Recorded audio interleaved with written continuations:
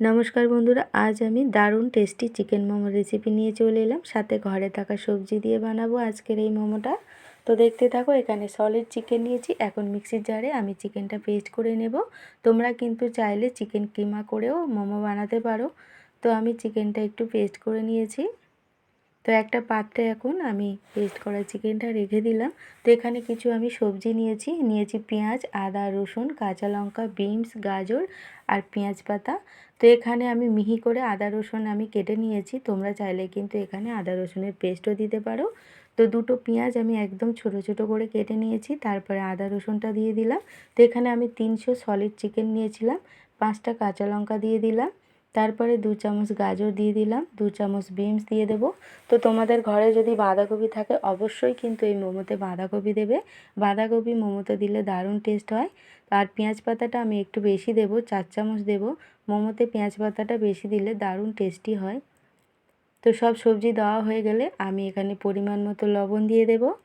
আর 1 চামচ দিয়ে দেব গোলমরিচের গুঁড়ো। তারপরে 1 চামচ আমি ভিনিগার দিয়ে দেব। আর 1 চামচ দিয়ে দেব সয়া সস। তো সব উপকরণ দেওয়া হয়ে গেলে আমি সুন্দরভাবে চিকেনটা মাখিয়ে আমি 45 মিনিটের জন্য ঢেকে রেখে দেব। তো মোমো বানানোর 1 ঘন্টা আগে কিংবা 40 মিনিট আগে তোমরা কিন্তু চিকেনটা এইভাবে রেডি করে ঢেকে রেখে দেবে, তাহলে চিকেনটা দারুণ সফট হয়। তো এখন আমি ময়দাটাও মেখে নিলাম। এখানে পরিমাণ মতো লবণ আর 1 চামচ সাদা তেল দেব। তো মোমোতে কিন্তু বেশি তেল লাগে না। 1 চামচ আমি সাদা তেল দিয়ে লবণ ও তেলটা দিয়ে আমি একটু মাখিয়ে তারপরে গরম জল অল্প অল্প করে দিয়ে আমি ময়দাটা মেখে নেব। অবশ্যই কিন্তু তোমরা চেষ্টা করবে গরম জল দিয়ে ময়দাটা মাখার, তাহলে কিন্তু মোমোগুলো নরম ও তুলতুলে হয়। তো দেখো আমি সুন্দরভাবে মেখে নেব। আর এই ডোটা কিন্তু শক্ত করে মাখতে হবে, বেশি নরম না যেন হয় আর খুব শক্ত না হয়।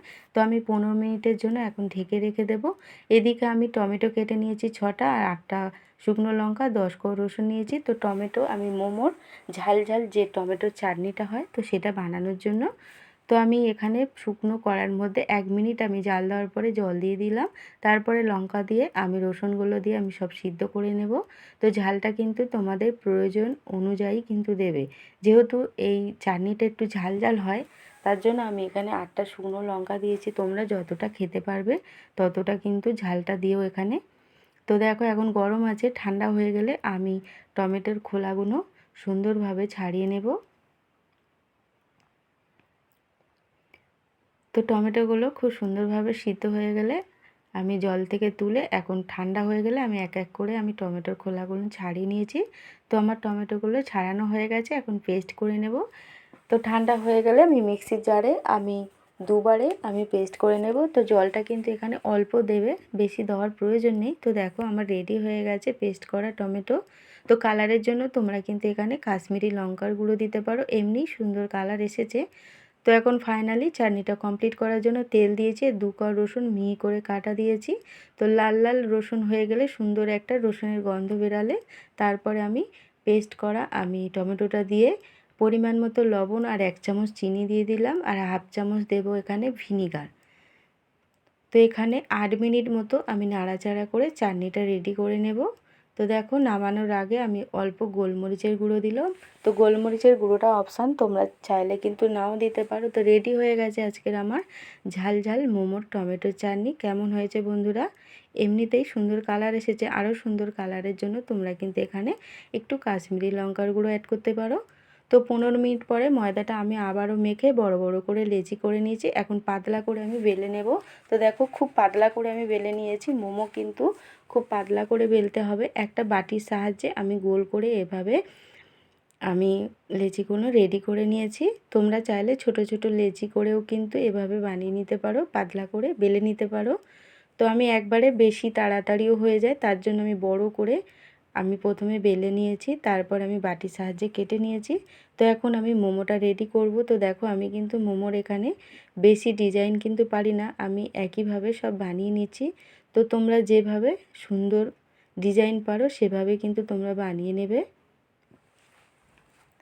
আর ডিজাইন মোমো যদি না পারো, যেভাবে তোমরা ভাপা পিঠে নারকেল পিঠে বানাও সেভাবেও তোমরা বানিয়ে নিতে পারো।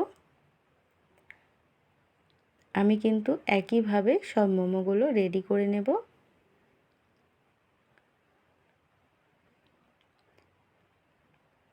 আর এই চিকেন মোমোর রেসিপিটা কিন্তু দারুণ টেস্টি হয়েছিল বন্ধুরা। সন্ধ্যার টিফিনে কিন্তু তোমরা এভাবে বানিয়ে খেতে পারো, দোকানের থেকেও দারুণ টেস্ট হয়েছিল। আর আমার এই ভিডিওটা যদি বন্ধুদের ভালো লাগে, ফেসবুকের বন্ধুরা প্রোফাইলটাকে ফলো রেখো, ইউটিউবের নতুন বন্ধুরা সাবস্ক্রাইব করে পাশে থেকো, লাইক দিয়ে পুরো ভিডিওটা দেখার অনুরোধ রইল বন্ধুদের। আর কেমন হয়েছে অবশ্যই কমেন্টে জানাবে। তো সব মোমোগুলো আমি এভাবেই রেডি করে নেব। তো দেখো কিছুটা আমি রেডি করে নিয়েছি, বাকিটাও আমি এভাবে সব বানিয়ে নেব মোমোর ডিজাইন। তো এখন একটা পিঠে যে থালায় ফুটো করা ভাপায়, সেই থালায় আমি এখন তেল ব্রাশ করে নেব। আর একটা আমি হাঁড়ির মধ্যে জল দিয়েছি, ভালোভাবে ফুটে উঠলে তারপর হাঁড়ির মুখে আমি থালাটা দিয়ে দেবো।